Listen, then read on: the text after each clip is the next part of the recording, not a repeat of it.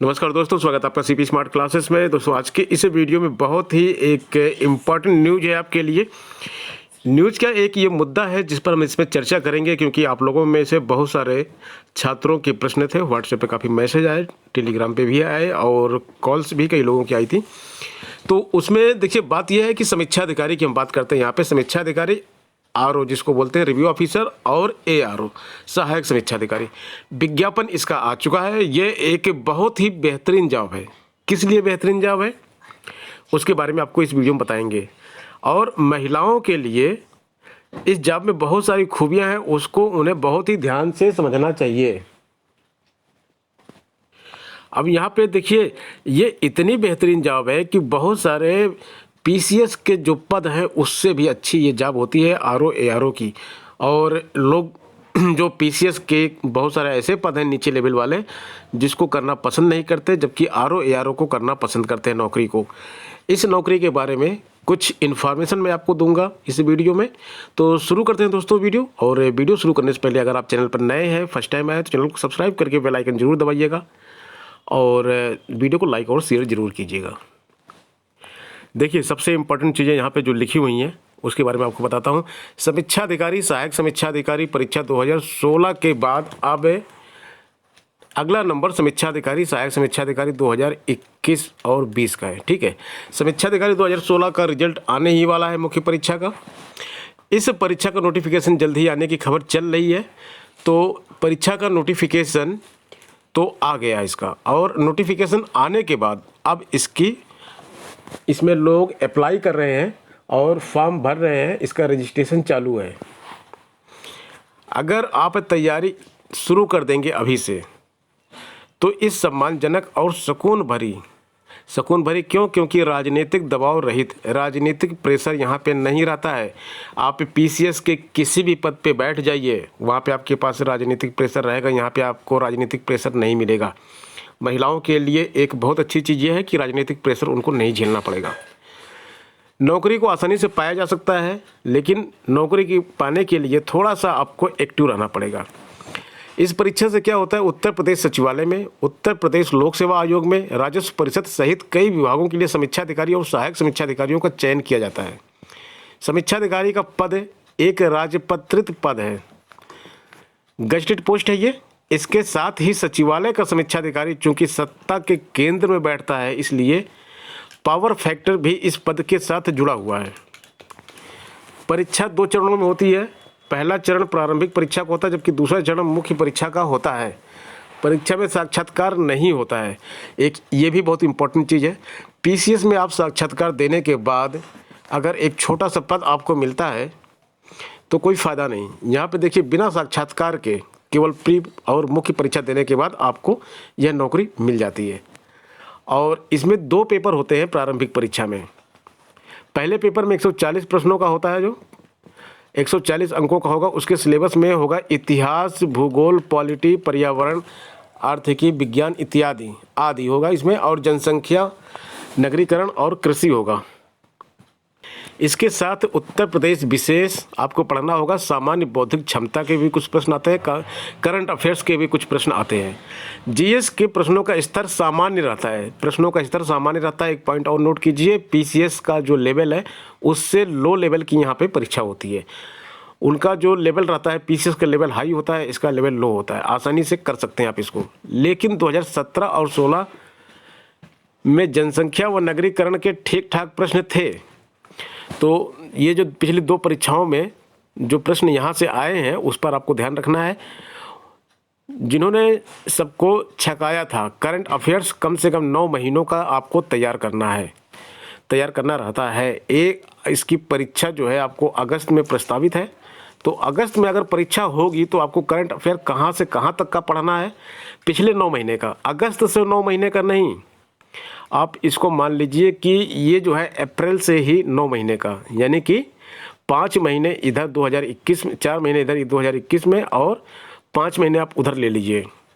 तो आपको जुलाई 2020 से लेके इधर का करंट अफेयर आपको पढ़ना पड़ेगा। ठीक है। दूसरा पेपर 60 अंकों के लिए होगा, वो भी हिंदी का होगा। इसमें व्याकरण ज़्यादा आती है, जैसे कि पर्यायवाची हो गया, विलोम हो गया, वाक्य व वर्तनी हो गई, अनेक शब्दों के लिए एक शब्द हो गया, तत्सम तद्भव हो गया, विशेष से विशेषण हो गया। तो ये जो 60 अंक हैं इसमें से आप बहुत अच्छा स्कोर कर ले सकते हैं। 60 अंक में से लोग 58 तक स्कोर कर लेते हैं। और ये जो 6 पॉइंट यहाँ पे दिया गया है, 1 2 3 4 5 6, सब में से 10-10 प्रश्न आते हैं। आपको मालूम है कि 10 ही विलोम आएंगे, 10 ही पर्यायवाची आएंगे, 10 वर्तनी आएंगे, 10 अनेकार्थ शब्दों के एक शब्द आएंगे। तो इसलिए बहुत ही स्कोरिंग हिंदी का प्रश्न रहता है। इस परीक्षा को पास करने का रास्ता हिंदी के इन्हीं 60 प्रश्नों से होकर जाता है। इन्हीं 60 प्रश्नों का रास्ता होकर आता है। हिंदी के 60 प्रश्नों को आपको 100% सही करने की कोशिश करनी चाहिए। अगर हिंदी में 55 से कम सही कर पाते हैं तो परीक्षा पास करना मुश्किल हो जाता है। इसलिए हिंदी बहुत इम्पोर्टेंट है। और हिंदी की इस परीक्षा के लिए हम टेस्ट सीरीज लाएंगे आपके लिए। अपने मोबाइल एप्लीकेशन पे टेस्ट सीरीज होगी और ऑनलाइन टेस्ट सीरीज होगी। और इसके साथ साथ हिंदी की लाइव क्लास शुरू करने की भी कोशिश कर रहे हैं। अगर आप लोगों के कमेंट आएंगे ठीक ठाक, आप लोग इंटरेस्टेड होंगे टेस्ट सीरीज में और लाइव क्लास में, तो इसको हम विदिन ए वीक शुरू कर देंगे। आगे बात करते हैं हिंदी के लिए हरदेव बाहरी और आदित्य प्रकाशन की किताबें पढ़ी जा सकती हैं। ये किताबें बहुत ही अच्छी हैं और इसको पढ़ के आप अच्छा स्कोर कर सकते हैं। सुरक्षित रहने के लिए दोनों पेपर में कुल मिला के 140 के आसपास का स्कोर मेंटेन करना पड़ेगा। 200 नंबर में से 200 क्वेश्चन में से 140 का स्कोर आपको लाना होगा। अगर आप हिंदी में 50 भी ले आते हैं तो उस 140 की परीक्षा में आपको 90 नंबर स्कोर करना आसान हो जाएगा। इसलिए हिंदी बहुत ही इम्पॉर्टेंट है भाई। 60 में से 50 प्लस आपको लाना ही लाना है, वहाँ पे 90 प्लस। यहाँ अगर 55 ले आएंगे तो यहाँ पे आपको 5 नंबर छूट भी मिल सकती है, मतलब 85 तक आप लाएंगे तब भी सेफ रहेंगे। ठीक है, अब आपको कुछ और इम्पोर्टेंट चीज़ बताते हैं। जो PCS वर्सेस RO हमने लिखा हुआ है उसके बारे में देखिए। PCS में और RO में क्या चीज़ें हैं। आपको RO की नौकरी में आपको ट्रांसफ़र नहीं होता है। ट्रांसफ़र बिना ट्रांसफ़र के राजधानी में लखनऊ में नौकरी होगी। उत्तर प्रदेश की राजधानी है, लखनऊ में आपको नौकरी करनी होगी RO की। या फिर अगर आप उत्तर प्रदेश लोक सेवा आयोग में करते हैं तो भी इलाहाबाद में है, यानी कि प्रयागराज में है। तो दोनों सिटीज़ बहुत अच्छी हैं और यहाँ पे आपको नौकरी करनी होगी। इसके साथ साथ 3 BHK का सरकारी आवास, 3 BHK समझ रहे हैं। 3 BHK का मतलब होता है 3 बेडरूम, 1 हॉल, 1 किचन। 3 बेडरूम वाला मकान सरकारी आवास आपको इस परीक्षा के माध्यम से अधिकारी बनने पर मिल जाएगा और लगभग 58,000 की पहली सैलरी आपकी बनेगी। सप्ताह में मात्र 5 दिन का काम करना है। सैटरडे और संडे, छठे और 7वें दिन आप अपनी फैमिली को दे सकते हैं, घूम फिर सकते हैं। इसके साथ साथ चिकित्सीय सुविधाएं हैं। सुकून और बिना राजनीतिक दबाव के एक पावरफुल राजपत्रित पद का आनंद उठाना है तो ध्यान रखिए ये मौका दोबारा नहीं आएगा। अब आप अगर BDO बन जाते हैं या PCS की और भी कोई छोटी पोस्ट, नायब तहसीलदार बन जाते हैं तो क्या है, आपके ऊपर बहुत दबाव रहता है, राजनीतिक दबाव। और 6 दिन काम करना है, वर्किंग आवर फिक्स नहीं है। कभी कोई मंत्री, कभी कोई विधायक, कभी कोई बड़ा अधिकारी अगर आपके यहाँ पहुँच जाता है तो कुछ भी आपको सुनने को मिलेगा। लेकिन यहाँ पे ये सब चीज़ें नहीं है। नायब तहसीलदार बन जाते हैं, ठीक है, नायब तहसीलदार आप बन गए, उठा के किसी छोटे से ज़िले में डाल दिया जाएगा, सोनभद्र या फिर इस तरह के किसी ज़िले में, महाराजगंज है, सोनभद्र है, कुशीनगर, सिद्धार्थनगर, बहुत सारे छोटे छोटे ज़िले हैं। मैं किसी ज़िले का नाम नहीं लेना चाहता हूँ, उदाहरण के तौर पर खाली बोल रहा हूँ। वहाँ आपको डाल दिया जाएगा। फैमिली आपकी पता चला लखनऊ में है, इलाहाबाद में, बनारस में है, तो पूरी लाइफ आपकी डिस्टर्ब हो जाती है। ना बच्चों की एजुकेशन हो पाती है, ना कुछ हो पाती है। और महिलाओं के लिए, जो मैंने कहा बहुत ध्यान से दें, देखे सुने इसको, उनके लिए भी दिक्कत हो जाती है। अगर RO ARO में नौकरी कर रही हैं तो फिर या तो लखनऊ में रहेंगी या इलाहाबाद में रहेंगी और उनकी लाइफ बहुत ही आसानी से बीतेगी।